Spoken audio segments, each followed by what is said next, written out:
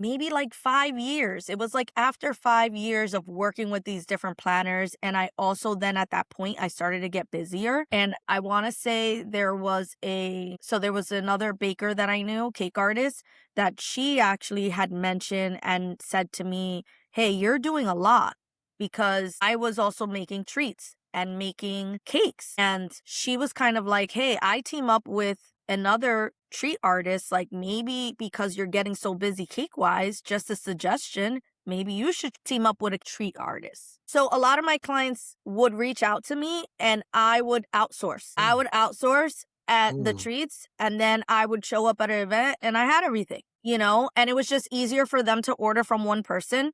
Then when I Mhm. started to see, okay, I'm getting busier. People are ordering and they really like my stuff. It was time to kind of like change my logo. I said I need to rebrand. Welcome to The Right Fit. Today, we're joined by Priscilla, the creative force behind the cake art brand Perfectly Style and Sweet.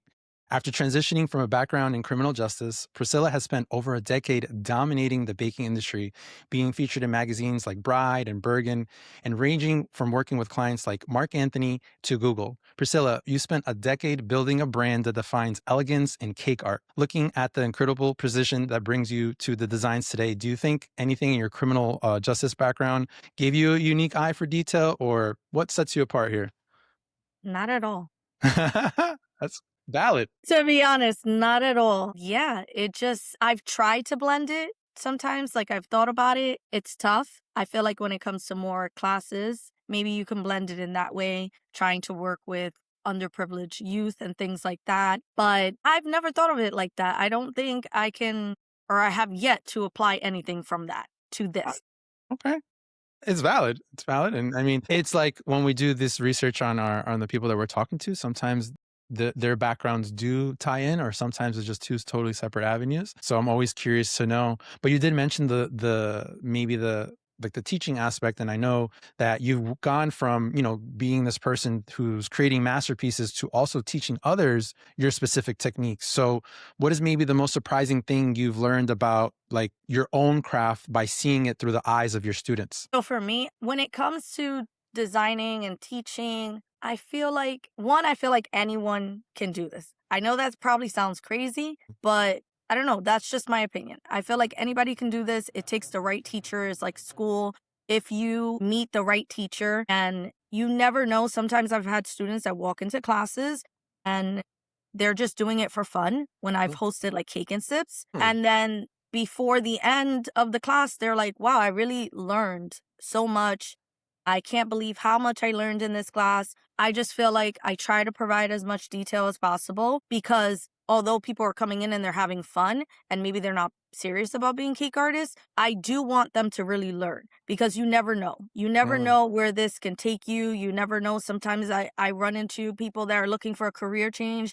I run into moms that are just wanting to learn how to bake a cake for their child for the first birthday or cupcakes, and everybody's got to start somewhere. So yeah, I feel like I had randomly started too. So for me, I feel like it you just never know. It takes the right person and the right person pushing you and the right teacher. And I especially learned during COVID when I was helping my kids learn and my son was in kindergarten and learning how to read. I guess I didn't know how to read. That's how I felt.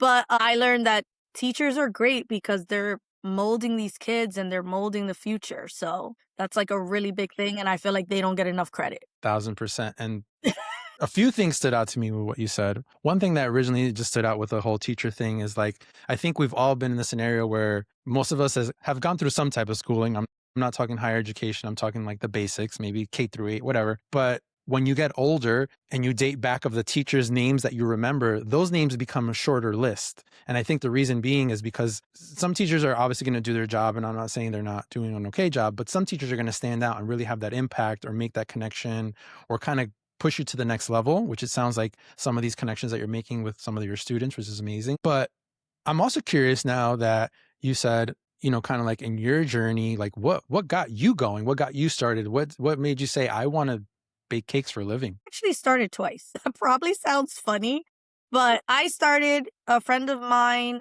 I was always crafty. Okay. I was always crafty from a young age, artsy, and my mom actually made cakes for years. So my mom was known for making Dominican cakes. When I was growing up, she made, when I was in high school, everyone's prom dress and sweet 16 dresses, and she would make their centerpieces and cakes. And I never wanted any part in it Yeah. at Of all. course. I would, when it was prom season, I would sit and I would sketch if someone had like a design. So I would sketch in that aspect. But as far as cakes, I never wanted any part in it. My older sister would help my mom and whatnot.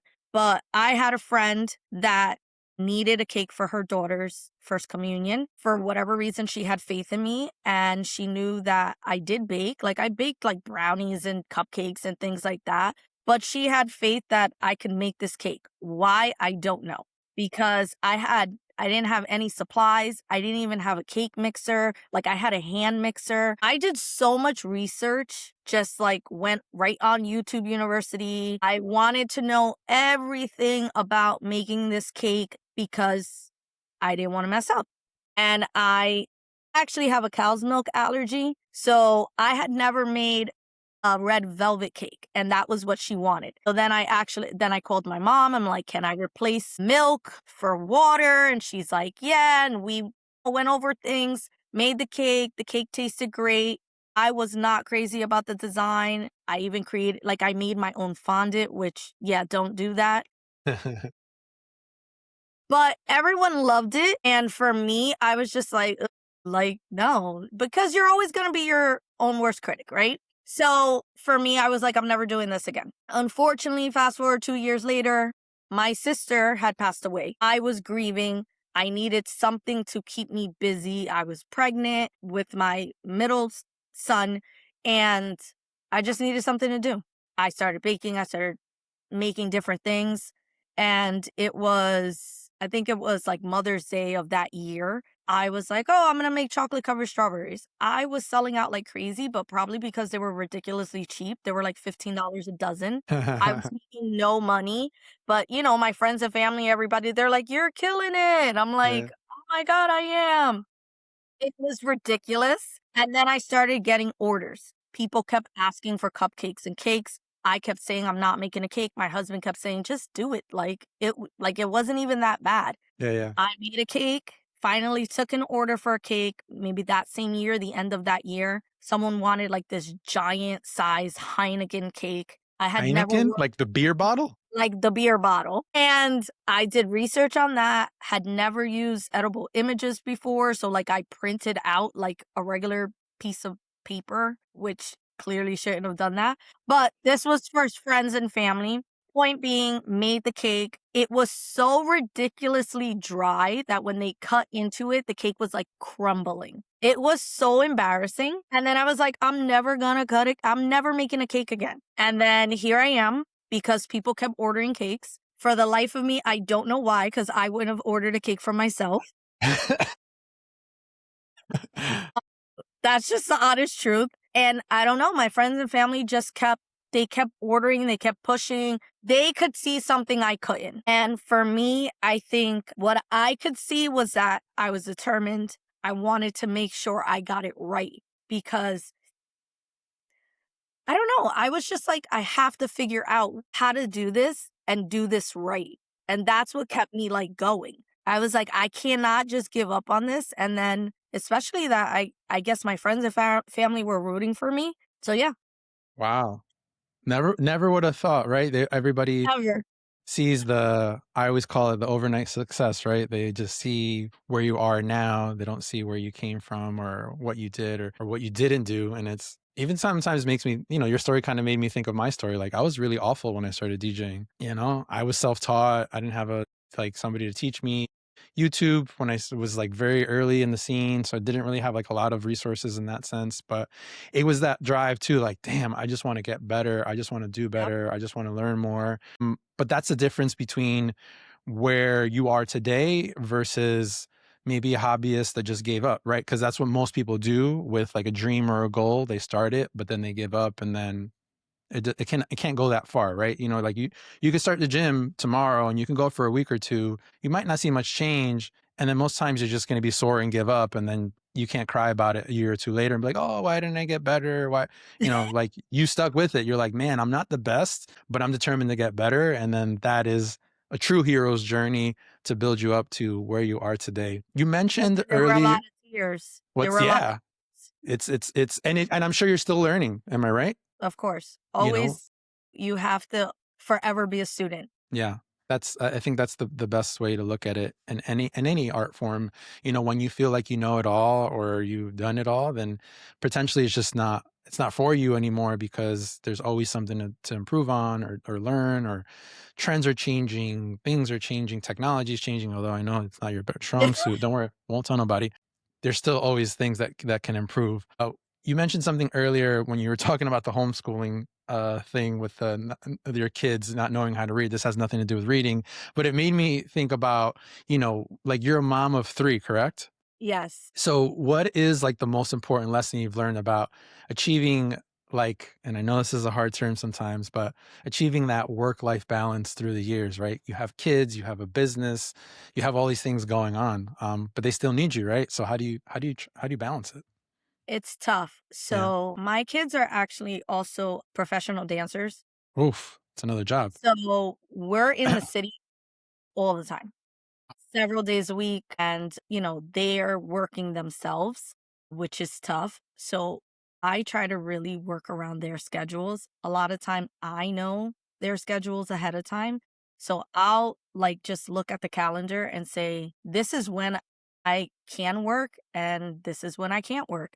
I I have to be available at all times. My husband himself is a business owner. It's us. It's just us with the kids. My daughter, luckily now she's older. She's 20, she's in college, You have a 20-year-old? yeah, we do. Where'd you start when you were like 12? We have a 20-year-old, an 11-year-old, and a 6-year-old. So they're spaced out and they're all in different stages of life, which is also crazy. So it's a challenge, like you said. But with them, especially, I feel like, especially with my son, when he has to go on auditions and he needs to go into the city, I have that flexibility. I have the availability to do that. I've been a working mom where, I've been working and working 6 hours a week and with my kids. And I've been a stay at home mom. I've been a mom running a business. I've been a mom trying to work a full time job and run a business. And I've always said for me, the flexibility of being able to be with my kids all the time, you can't trade that for anything. And being there for them and whatnot, it's tough. Don't get me wrong, because there's a lot of days where you're not sleeping and you're working when everyone else is asleep and when they don't have anything. A lot of times my kids, if they're in the city and they're at rehearsals, I have my laptop and I'm working Mm, from my laptop, yeah. because obviously you have to have your admin days and like your, Mhm. your cake artist days and technician days, I should say. Yeah, yeah. But and I'm also on a schedule, a very tight. So for me, like, I know I had to learn, okay, well, these days is there's a day for inventory, there's a day for baking, there's a day for decorating, and I have to go through my week like that. If I don't, it will be a mess. There has to be some sort of structure. It's the same with my kids. There has to be structure. If not, everyone's on a schedule. Everyone's looking at our Google calendars. Like, I'm guilty of not looking at my Google Calendar a lot of times, and then my daughter's like, "Well, By the way, I do that to my by the wife all the time, by the way." way. Did you look at the calendar? Did you see the Yes, all calendar? the time. That's what I get from her, and I'm like, "No, I didn't. Not today. I'm Clearly sorry." not. Clearly, I did not look. But yeah, structure. To answer your question, structure. I feel like structure, you have to be on a schedule. You have to keep everybody else on a schedule because if not, yeah, Yeah, nothing's getting done.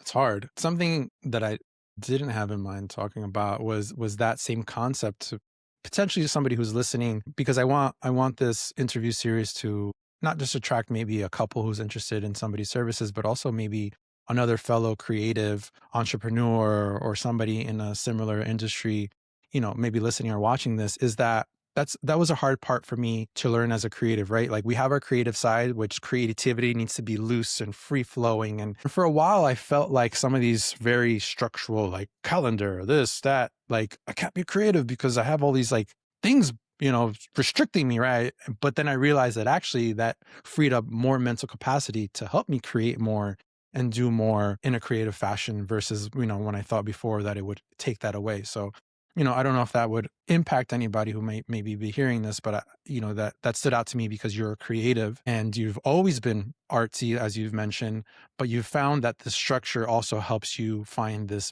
better balance to still do what you do, live your purpose, but also be there to support your family. And one big thing that I've also learned over the years is that it's hard for me, sometimes as a man, as a provider, whatever you want to call it, but sometimes it's hard for me to take a step back. But I have learned that there's always time to make money and there's no money to make time. Yeah. Whatever you think that you can accomplish or cannot do, you're not going to get that time back with your kids. You're not going to get that time back with your family. You're not going to blah, blah, blah. And then fast forward, you're going to be older and one day say, I wish maybe I had more time with my kids. Or I wish I had more time to make it to that recital or whatever the case may be. So some valid things, once again, in trying to balance out this crazy life that we live that is not orthodox, but can be very beautiful in the sense of having that flexibility to be able to do both. I'm Something gonna else. off of that though, Go ahead. really quick. Yeah, let's do it. So you make a great point because and when it comes to families, especially, I feel like Hispanic families, the dynamic sometimes it's like mom is in charge of a lot, right? Yeah. And dad goes to work. That's just what it is. Yeah, it's true. For my husband and I, he works a lot. He is, well, physically out in the field 7 days a week, pretty much 6 to 7 days a week. And then he's home and he's still working from his laptop and running payroll and this and that and whatnot. But it's tough because there have been times where the kids had, and I had to say, hey, this is what it is. What can you do? Are you coming? Can you, spare some time? And we had to figure it out. Sometimes my kids have to be at dance conventions and they have to be there the entire weekend. And, we've done where if I know they're going to perform something that he's already seen, I'm like, don't come. Oh, You okay. watch that. Yeah, yeah, yeah. I'm like, if Not you missing want, anything. yeah, I'm like, if you want to, but we also had to understand that balance and not be upset with one another and really not resent each other. That's a big thing. I mean, listen, we've been together for so long and we've had a lot of talks over the years and the balance and having to say, well, I need help and not just screaming and arguing about, hey, you didn't take out the garbage or you didn't do this or whatever it is, right? Sometimes you have to be okay with asking for help. And I feel like that's a big thing that most people don't do. I had to learn that because, again, I feel like our culture, we're just told, figure it out, just do it. You don't ask for help and you just get it done. We've over the years had so many conversations about being a team. And he constantly reminds me, like, we are a team. Like, we're here to help each other. And I feel like that's also how we're able to balance. Yeah. No, it's very valid. And I think for anybody who, once again, could be listening to this, I think it's an important takeaway from a perspective. If you're starting a business, if you're in the middle of the business and you do have a significant other, that is something that whether you started the business on your own or not, it doesn't really matter because now you're coexisting and you have to make it work together. And having those conversations or putting things on the calendar or figuring out those roles, I think are important. And it kind of hit home with what you said with the whole, growing up Hispanic, Latino, whatever. I literally just had this conversation with my mom last night where she was like, your dad was like, look, I need to sleep because I got to go to work tomorrow. So like, if I was up crying all night, she'd be in the other room or whatever. He's like, for me, I have a newborn. I'm up. And if I got to go to the gig the next day, I got to go to the gig the next day, or I'm bouncing things back and forth with my wife, or even scheduling this thing today. I say, hey, look, had some things going on this week. Our support system, childcare is not available. I got to help my wife for, like that's kind of like just the conversations you need to have. But I think at the same time, you could have, once again, that better overall experience in the sense of like hopefully not leading to some type of burnout, right? Because something's going to suffer, but if you're working on it as a team and you're mindful of it, or something that entrepreneurs struggle with, I struggled with too. I also started delegating stuff. I'm not saying everybody needs an assistant or whatever, but I Yeah. also learned that I was like, maybe it's time for me to start delegating. Is it worth it for me to do XYZ that it's taking away from these moments? But I think all very valid points for somebody, like I said, building a business or already in a business to consider. So I want to talk a little bit more about a shift, right? We're talking about a lot of like what goes on behind the scenes of, being a family person and having a business. But did you see like there was a big shift or like what occurred from like when you started baking and not being so great to maybe finding some stability and saying, okay, I'm pretty decent at this, to now just being like a brand that is recognized like across maybe social media or has a bigger reach as far as like the clientele that you're getting? Like where did these shifts occur? You know what I mean? Where did you stop being the dry Heineken paper to like somebody were like, take my money, Priscilla, like this is the one, you know what I mean? I want to say I feel like maybe 5 years in, I feel like that's when I saw like the shift and I decided I need to rebrand and rebrand in the sense of,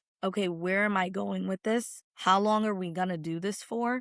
Is this just a hobby? Do we want to actually make some real money? What are we doing? What are we doing? Do we want to, I started with, well, one, I started reaching out to different planners, right? And once you start working with different planners and they start believing in you, Yeah. in the beginning when I first started, I want to say I did, when I finally felt like, okay, I'm getting better, I had the courage to reach out to planners. And I reached out to, I can't even tell you how many. I want to say, I kid you not, maybe like close to 30 planners, and only one got back to me. Yeah, that's So that was like a huge kind of like ego kill because I was like, ooh, okay. yeah, like damn. I thought I was getting better, but I guess not yet. Yeah. So then I started working closely with one planner, and then it grew to another planner and then other planners. And then it's kind of like, the word spreads and they're like, oh, well, I have this speaker or I have this vendor. And I started working with different planners. I made plenty of mistakes. There were some planners that stuck with me. There were some that were like, girl, can't work with you anymore. Like, I'm sorry. Like, this whole cake like fell, No. or it was just bad. Yeah, yeah. And again, I wanna say maybe like 5 years. It was like after 5 years of working with these different planners, and I also then at that point, I started to get busier, and I wanna say there was another baker that I knew, cake artist, that she actually had mentioned and said to me, "Hey, you're doing a lot," because I was also making treats and making cakes, and she was kind of like, "Hey, I team up with another treat artist, like maybe because you're getting so busy cake wise, just a suggestion, maybe you should team up with a treat artist." You know what I'm saying? Uh, No, I'm learning something new because I don't know the yeah. differences. It's like, the So different treats like areas. as far as like cake pops and Yeah, cupcakes yeah. and things like that. And I thought then it was all the same person, I guess is what I'm trying to say. But there it could be no, different. I started, so a lot of my clients would reach out to me and I would outsource. I would outsource at the treats, and then I would show up at an event and I had everything, and it was just easier for them to order from one person. Then when I started to see, okay, I'm getting busier. People are ordering and they really like my stuff. It was time to kind of like change my logo. I said, I need to rebrand. I need to have where there needed to be some type of, again, blueprint, structure, something, some type of business plan where it was like, I can't have this logo that I created on Vistaprint. It was disgusting, by the way. Been there, been there. Yeah, yeah. Yeah, yeah.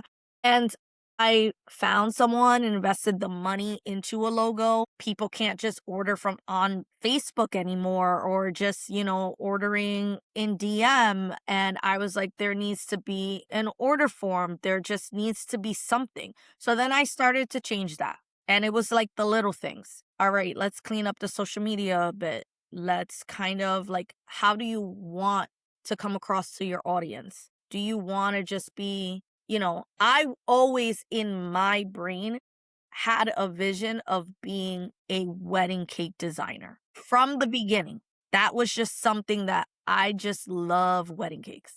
I think they're beautiful. I love working with my brides and grooms and couples and getting to know their love stories and just hearing about it. Maybe I'm just a girl that loves love. I don't know. Yeah. Yeah. But getting to know people and really getting to know how they met and who they are, and I love to incorporate that into the wedding cake. So again, for me, I had a vision and I said it's now or never, and I need to just figure out how to do this. And just little by little, I started to change things. I noticed little things with the planners that I worked with. They would always dress in black. I'm like, okay, well, now I need to be in all black and in the uniform. So some of them started to ask me, okay, well, when you're showing up, like make sure you look presentable, you look a certain way or whatnot. And I'm like, okay, this is a thing. And then I started to realize, well, I need a chef coat or something to kind of show up and make deliveries and look presentable, make sure my hair's pulled back and make sure I have my logo on these boxes. And I think that's just where it just evolved. And once you start making those small changes, I think your clients start to notice. They're like, oh, this is like not just a hobby. This is like an actual business. And now it's turning into a brand. And we see the growth. But yeah, I think that's really, I want to say like 5 years in I think it was just that. I started to notice, and you start working with different vendors also, and you notice what they're doing. And you're like, oh, well, I really like that. Well, they're really professional.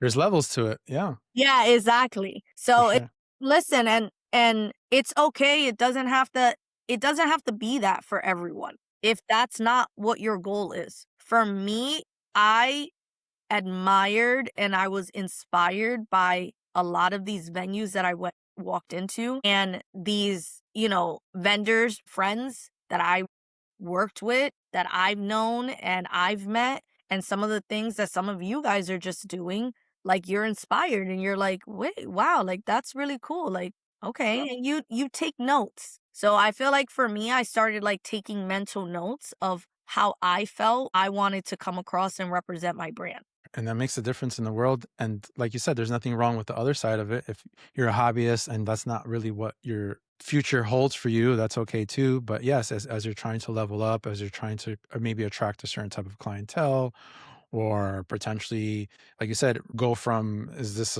like a little side thing, or do I really want to make a business out of it? I think you also have to invest in yourself and invest in the things that are representing yourself from these little details, right? Because especially if you're trying to focus on something like weddings or like high profile events, we commonly hear the term the details matter. Well, yeah, the details matter in everything: how you dress, how you present yourself, how you go from sending a text message, okay, yeah, cake, it'll be this amount, versus like now I got to send you an official contract or invoice or Yep.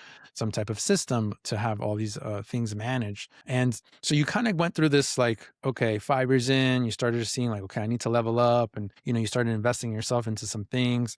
But then what gave you like this confidence? Because I feel like it's part of what we do. Because I've been in the scenario and I've talked to other people who have, where it's like now you're building this confidence to handle the expectations of now high profile clients, like the bigger names that we see on your social media or on your website, like where you were just like, nah, I got this, no big It's deal. tough.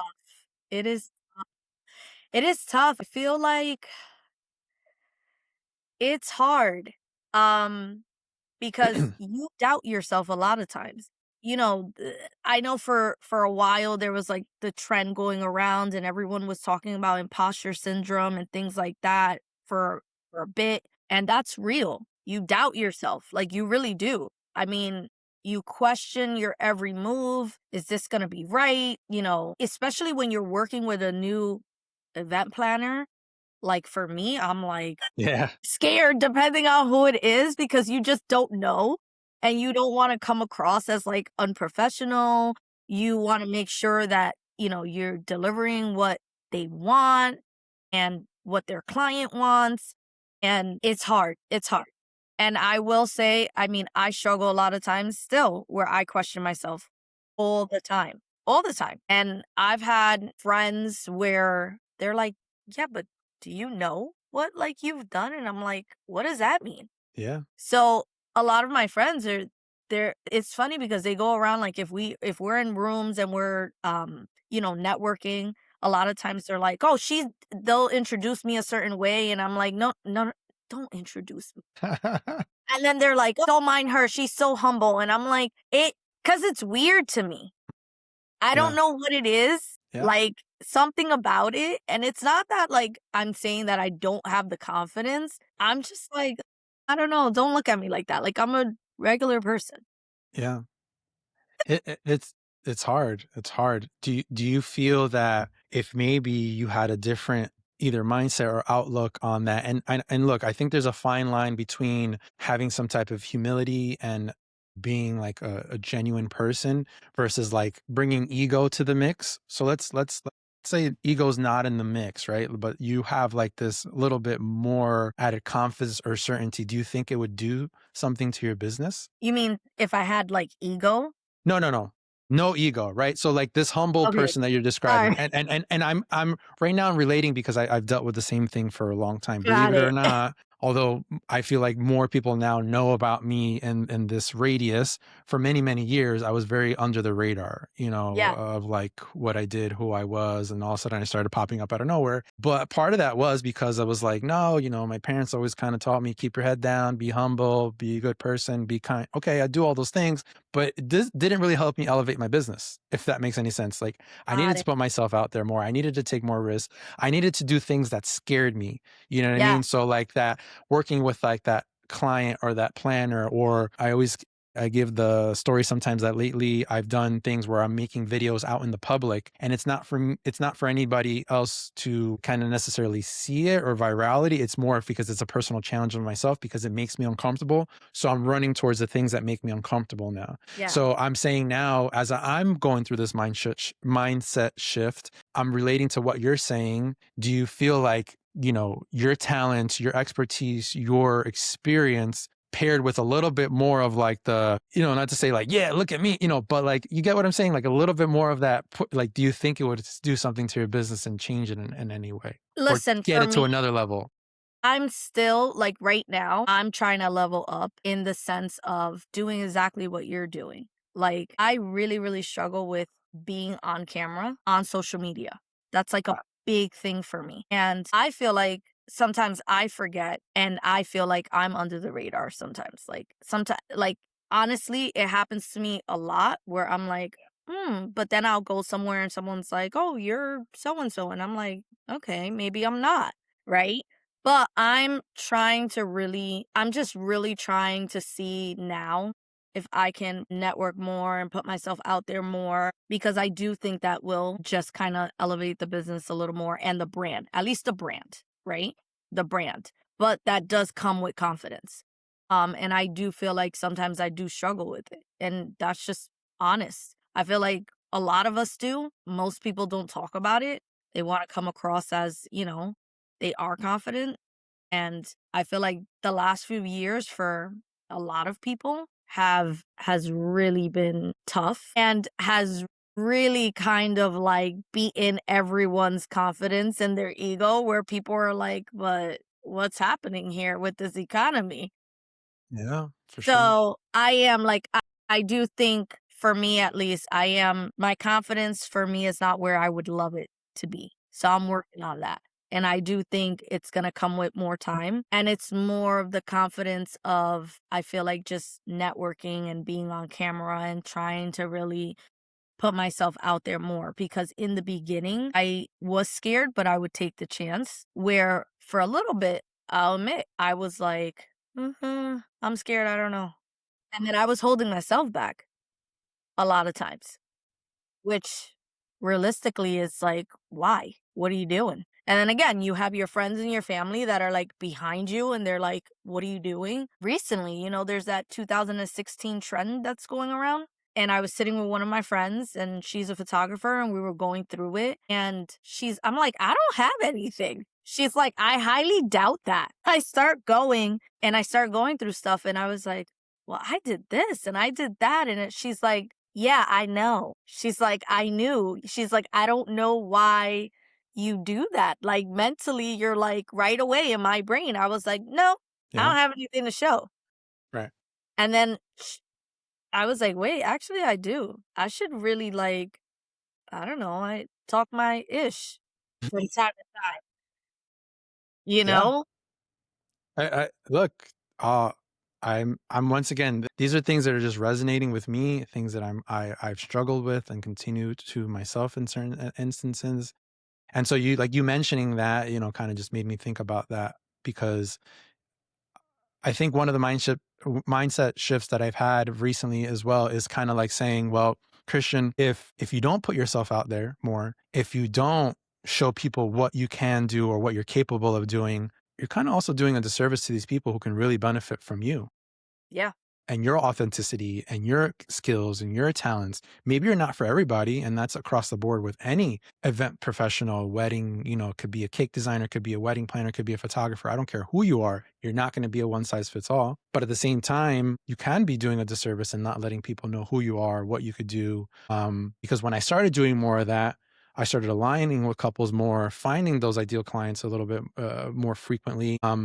And not overthinking as much in the sense of like when I'm there, I know they're going to appreciate what I can do versus like, are they going to like this or going to like that? They're going to, and then you're just like driving yourself crazy and you're not really doing your best work because now you're in here and not where you started. We all started from here. We started this journey from here and from you've gone through your ups and downs and, the pain that you were going through with your sister and you kind of evolved that a little bit to some purpose and, so, I love the fact that you were honest with that, because it is real. And once again, if somebody's listening to this, it could be real for them because it is for a lot of people. But I think more than now than ever, like you said, not only being a challenge with the economy, but I think now there's a lot of like, okay, we're kind of over the filters. Who is this real person? Who are they? I want the person. I think the branding is important, but they also want the person. Like, who is this yeah. person? You posted something recently, um, and hopefully it's okay to talk about it. And I'll let you talk about it more. Hopefully, 2025 seemed to have some challenges. It seems like some L's hopefully turned into some lessons. Can you tell us a bit about that? So, 2025 or the last few, yeah, 2025. I'm gonna stick to that one. Okay. 2025 for me was tough. Listen, we just experienced things as a family. We experienced losses, experienced financial struggles, which I think a lot of people did business wise.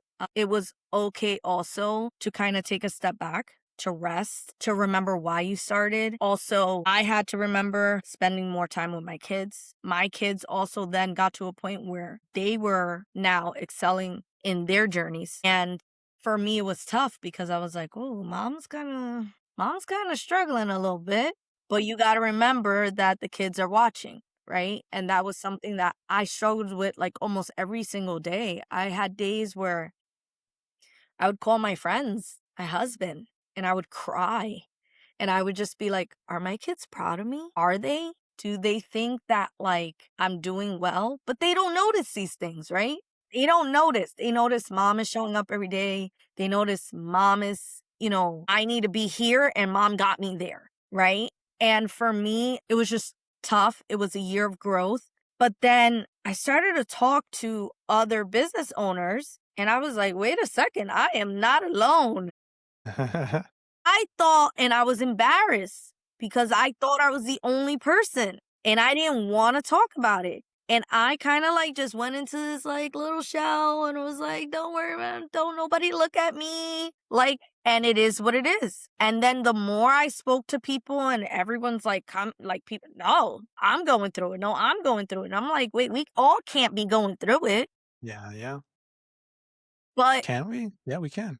But it turns out a lot of us were. So, and I know a lot of the vendors I would speak to and people I would talk to, they were kind of like comparing this past year to when parties were like shutting down and the economy is really like people are not spending money the way they used to on events, not as often. People are being mindful, people are scared.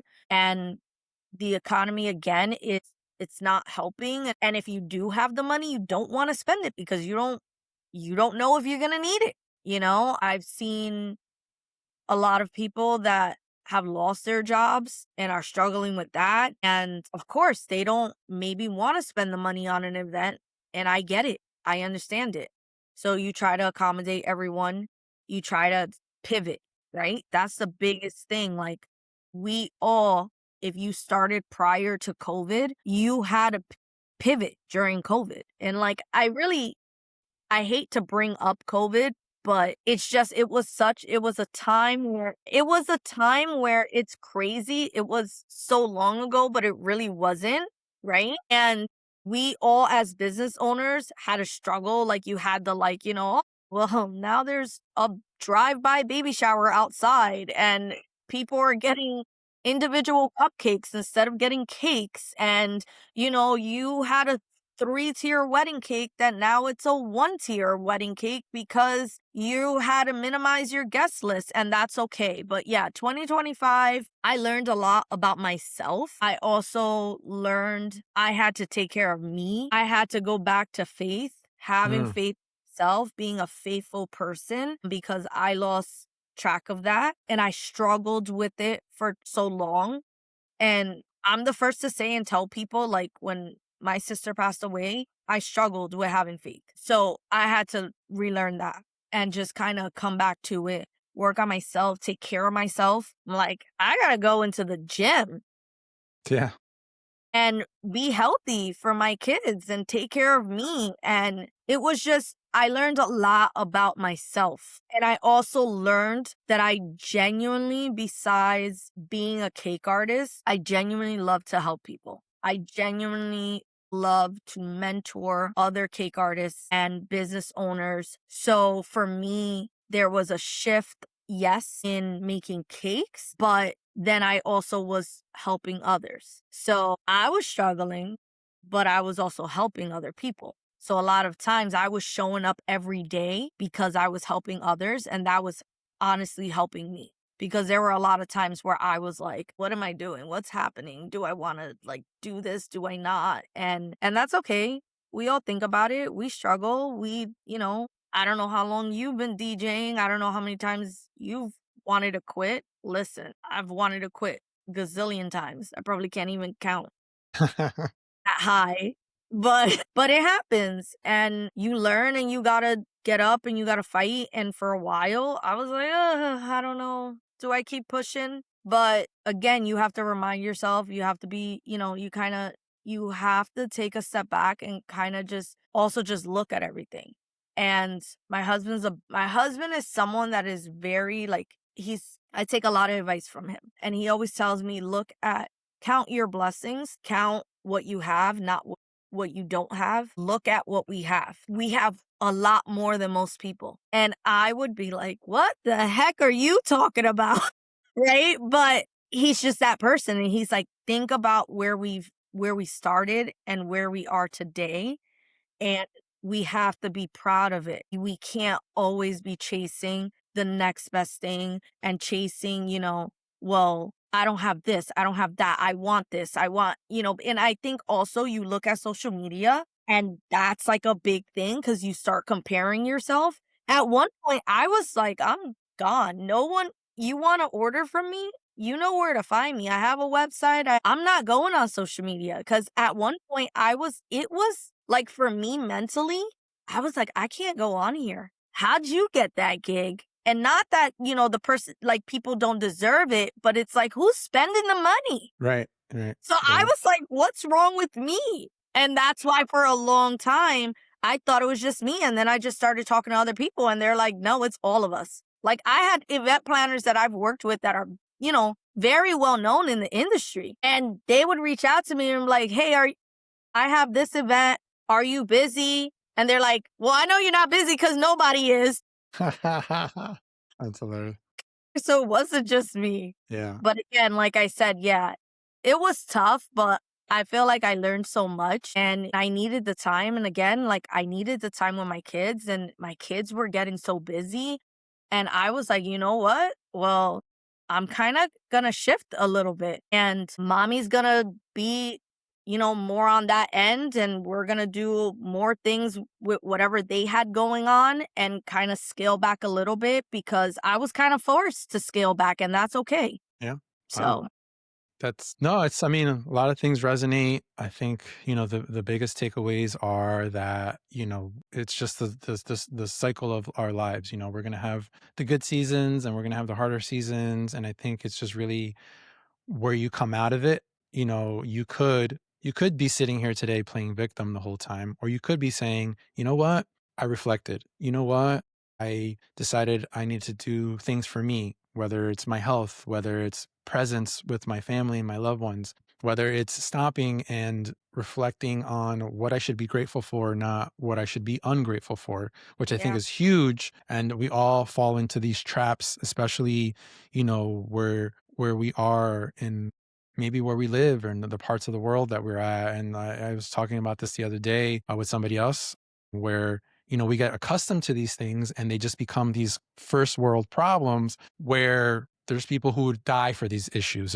Yeah. If I could put it into better words, like there are people to die to be like, oh my God. Oh my God. My So husband says exactly that all yeah, the time. it's true. It is very true, and I mean, sometimes we need somebody to remind us because sometimes it's easier said than done and that our feelings are not valid. But I think that's amazing that you turned, like I said, those instead of looking at as losses, you turned it into lessons and, regrouped, and hopefully you have a much more fruitful 2026 and all the places that you want to be. So we're getting to the rapid fire round of the interview, which is closing to the end, where these questions are more of just like what comes first to mind. They don't need to be too long. Okay. It's just like whatever comes to mind first. Okay. All right. So Go. what is one detail guests remember the most about a cake? How it tastes. Okay, the taste. Okay. All right. So not the look. Okay, the taste. Okay. What is Taste. one wedding cake trend that we need to retire like now? Naked cakes. Naked cakes? Okay. All right. I don't know much about I don't even eat cake because I don't like sweets. Your Okay. this knowledge is they're all correct answers to me. So last rapid fire is what is a secret ingredient that truly makes an event unforgettable? So this is obviously a little bit not so specific to cakes, but what do you think really makes something unforgettable in what we do, weddings and these high profile events? Art. There has to be art. Mm, It has to okay. be art and it has to come from the heart. That rhymes, but Ooh, I'm teaching that to my 4-year-old. Rhyming words. We got to teach her how to read too. Last question. It doesn't need to be rapid fire. It's what makes a client the right fit for you and your business? I mean, it just has to align. It has to make sense, right? I feel like we really have to vibe. Mm, And it's okay if we don't. I feel like you have to have a connection. If you don't have a connection with your client, that's not good. I feel like you in order to really deliver something that they would want and love and for you to create a moment that it's going to be unforgettable, there has to be some type of trust and some type of just vibe and understanding of one another and a connection. I think that's something that can't go overlooked. You need to align, you need to vibe, you need to connect. If somebody's looking to find you, I know that you're trying to be more active in certain areas of your life. But where can they find you? Is it Instagram? Is it a website? Is it, I don't know, Pinterest? You can find me on Instagram. My Instagram is at perfectly styled and sweet. And my website is www.perfectlystyledandsweet.com. Beautiful. Thank you so much, Priscilla. Thank you for joining us here in The Right Fit. And for Or those tuning in, thank you guys for listening. And hopefully we'll check you out on the next one. thank you so Peace. much for having me.